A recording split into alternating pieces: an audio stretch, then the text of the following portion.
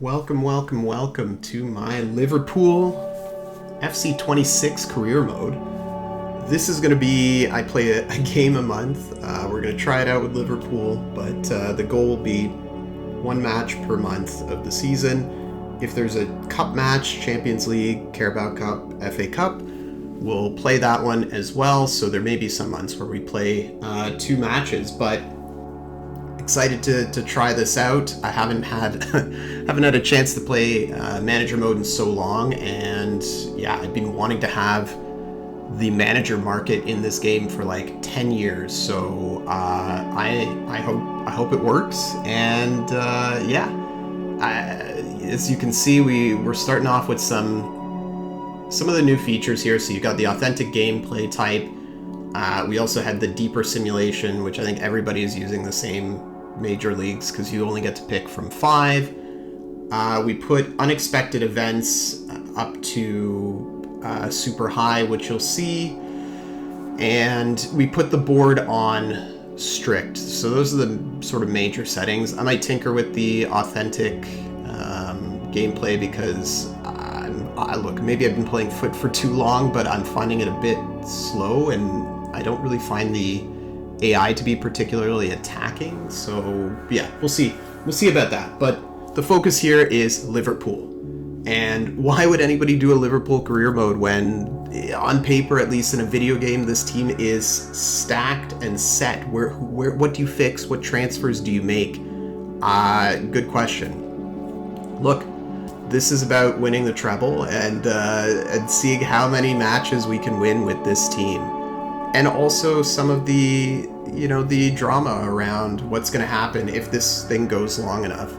What's going to happen with Mo Salah, and what's going to happen with Virgil. So you got some players who are retiring. There isn't really any clear-cut player to take over for Salah, but there is a surplus of strikers now between Ekitike and Isak. So again, these are things that we'll have to figure out.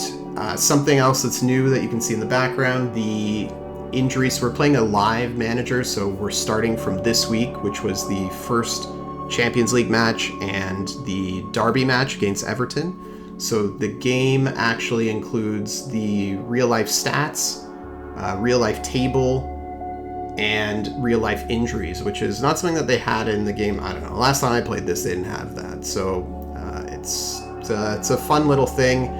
I don't have to worry about sort of simulating to match real life because that's kind of an OCD thing that I have. So yeah, let's dive into the squad. So look, the board objectives are aligned with my goals. It's treble or nothing. They want FA Cup, win the final, Champions League, win the final, and win the Premier League. So we're going to try and do that. We've got it on strict, so we'll see how that goes. As you can see in the background, we're kind of tinkering with some of the, I guess, this tactical playstyle. I started with high pressing, but again, something we might switch to possession, I think is what the default is for Arne Slot anyways. And it's more aligned with how Liverpool, I think, kind of play. Hard to say with, again, I don't know how the tactics work in games, so we'll just kind of play with things and see how it goes. Taking a look, so like I said, Liverpool this year is set. They spent money. What can you say? Florian Wirtz, record-breaking signing, brought in to be the creative hub. You know, this is a guy, if you can get him going, although in real life he hasn't quite been on, but if you can get him going, this is a guy who's going to be, the cam for the rest of this career mode. Alexander Isak, he's 26, I want to say, 25. Again, another huge spend for Liverpool. Should be set at striker between him and Ekitike, who's a little bit younger, a different type of player. Ekitike, you can kind of see, actually, I was watching the match today, and you see drops a little bit into the midfield to pick up the ball. But he still manages, he dribbles well, he's reliable on his shots, he's clinical. So that's going to be interesting. I might see if I can play Isak on the wing, although he doesn't really profile as much of a winger, and we've got Gakpo there, but we're going to have to figure out how to use everybody at the same time. Maybe we got to move to a 2-striker formation. And then at the back, we've got Frimpong and Kirkesh, who came in during the offseason as well. So new left back, new right back, both on the smaller side, both very pacey, and I would say different types of players. Maybe not Kirkesh, but certainly Frimpong, I would say, is a different type of player than Trent Alexander-Arnold. So again, we'll kind of see how they fit in, and then you've got I think what we hope to be the next generation of goalkeeper at some point. If Alisson is done, it's Mamardashvili. So he was signed, I think, actually he was one of like 2 signings. I think it was Chiesa and Mamardashvili last year, but he went back on loan to we'll say Valencia. But he's in the squad. He is the backup. He's going to play cup matches for us so that he gets game time, gets some XP, and you keep his morale up. But Alisson is the starter until he can't do it anymore, and the same goes for the rest of the sort of older players on this team. Virgil and Mo Salah, these guys have 2-year contracts, so they are going to be they're going to play, and I'm going to keep signing them until they stop performing. But I am far too attached to them to let them go, so that's going to be hard. Strengths and weaknesses for this team. Look, it's a pacey team, strong forwards. Isak, Ekitike, Gakpo, these are bigger guys. Mo Salah is even though he's a little bit on the smaller side, he is strong. He's got pace. He can still finish with the best of them. Weaknesses, I guess it's depth for the defense, and really behind Salah, if he doesn't perform or he gets injured, there isn't really like a clear-cut winger to step in and play that position. Likewise, for the defense, there's Joe Gomez, but and then there's Connor Bradley for the right backs and Andy Robertson for the left back. But I think that'll be something that we'll have to keep in mind. But I think the bigger weakness is in some ways having too many players in similar positions. You've got in real life Soboslai playing right back, so we don't have that luxury in this game because he can't actually play that position. So yeah, we'll do our best to see what we get out of everybody and how to fit everybody in. We're going with a 4-2-3-1, as you saw, and we're going to try inside forward, high pressing for this match, but we'll see how it goes. We're going up against Atletico in the first Champions League match. It doesn't look like Gallagher's in that lineup, but they're playing at 4-4-2, and they're balanced both defensively and offensively, but I imagine if they play anything like they do in real life, they're going to be a little bit more defensive. So we're going to try and break through that line with a higher press and some aggressive cutting inside from the wingers. So during Slot's first press conference, we saw him talk about Konate, Gravenberch, and Gakpo, giving all of them encouraging feedback to the press, wanting to make sure that his players know that they are valued as we get ready to step into this match. We'll take a look at the Liverpool lineup quickly, and we'll get another chance to take a look at it. But there were a couple of injuries, so McAllister and Jones were able to play but recovering. So on the bench, we've got Isak, Chiesa, and starting up top, Gakpo, Ekitike, Salah, Wirtz in the middle, and then Endo coming in alongside Gravenberch. And then it's Kirkus, Virgil, Konate, and Frimpong in the back line, with Alisson as the keeper. So let's get ready for the match, which was admittedly a bit of a dud. It was a very defensive game, so not a ton of highlights, but we'll try to see what we get out of this match. And the goal here is really just to get off to a decent start. feel out this game and keep ourselves in the front foot for Champions League. As we see the lineup for Liverpool and now for Madrid. Gallagher is playing in the midfield. We've got Lenormand, Hanko. I didn't know Hanko was there. And then Alvarez, Sorloth up top. Griezmann playing the left midfield role. I don't know if this is consistent with real life, but interesting position for him. Doesn't really have the pace to be a winger, I would think, but we'll see. As we see a nice pass there through to Gakpo.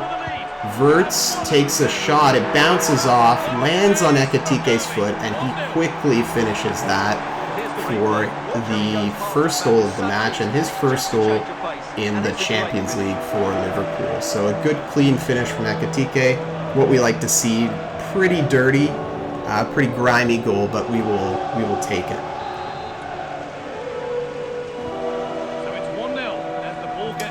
Only 8 minutes into that match, and we've got a 1-0 lead for Liverpool. One of the problems, as you can see in the background, Arne Slot's first meeting, I don't know. I don't know if they've actually played Atletico, but the quality of life, like when you take over as a real manager, they treat you like it's a brand new manager. It would be nice if they could actually recognize that this is, somebody that is already in real life at the club and not taking over, so yeah. But it is what it is. We see Wirtz trying to break through the line there, can't seem to do anything with it, and it's quickly sent out to Griezmann on the left. Again, he lacks a bit of pace, but he does get through, but he tries to send a through ball up to the striker, and it's easily read by Konate. Liverpool back on the attack. We see Ekitike waiting there to receive the ball to his feet with his back to net, but he couldn't really do much. 19th minute now, we pick things up. Gallagher manning the midfield for Atletico. Atletico trying to do something. Again, there was a lot of backwards passing, a bit of a negative style for them today. This is why I say I might switch to the competitive gameplay, because I'm finding a lot of the games like this. But you can see just a lot of trouble getting forward. Giuliano Simeone going back. Finds Gallagher. He's waiting. He's looking. He finds Julian Alvarez. Sorloth looks out to the wing again. Griezmann is the guy that you would want to find. He tries a little skill move there, but can't get around Frimpong. Barrios is there, available in the middle. Ball up to Alvarez, and again, Konate. Big play, makes the tackle, and fends off another attack. A very light attack from Atletico. I try here, as we see Frimpong making an overlapping run while Salah is holding up the ball, and for whatever reason, pass to the wrong player. Cody Gakpo trying to dribble around on his left side to cut in on his right foot, but just can't hold on to the ball. Nothing happening there. 36th minute, Virgil stopping another attack using his intercept playstyle plus. Liverpool back on the attack again, trying to do a quick... They wanted to do a quick counter, but slow it down. Some nice passing there between the midfield. Gravenberg finds Salah, who cuts in on his left. Gets the rebound, but can't finish it off, and it's a tight angle for Salah, so hard to expect him to actually get that in, but unfortunate. And that is how the first half ended. Again, not a particularly exciting match for both teams, but Liverpool takes second half, goes into the second half with a 1-0 lead, as we see maybe the first shot from Atletico attempted there, a long shot from outside the box, and we see here Liverpool kind of struggling at the back. A bit of a miss pass there to Alisson, but they sort themselves out. 77th minute now, some changes pending. I think 3 players pending to come on. They don't actually get on until the 89th minute. The forward line, Ekitike is subbed off for Isak, and Kirkes comes in for about a minute, or comes off for about a minute for Andy Robertson. I believe it might have been Connor Bradley who also came in, unsure. But Ekitike is the man of the match as this game finished 1-0 Liverpool again. We did what we needed to do. It It's not the prettiest, but the win is what matters. Wrapping up this match with the post-game interview from Arne Slot. He was asked to talk about Salah, Ekitike, and I believe Kirkesh. All positive things to say. Again, when you come out with the victory, it doesn't really matter how you got it. As we wrap that up, we are heading into the Merseyside derby. So we'll quickly take a look at the Everton lineup that we'll be facing in episode 2, but we're going to hope to recreate the victory that Liverpool managed to get today. As we see here, Dewsbury Hall, Grealish, Ndiaye, Beto, Idrissa Gana Gueye, Pickford obviously in net, and it doesn't seem like they have any injuries, so it should be an interesting match with what looked to be a 4-2-3-1 there, going up against another 4-2-3-1. So with that, I will see you all in the next episode. Thanks for watching. Take care.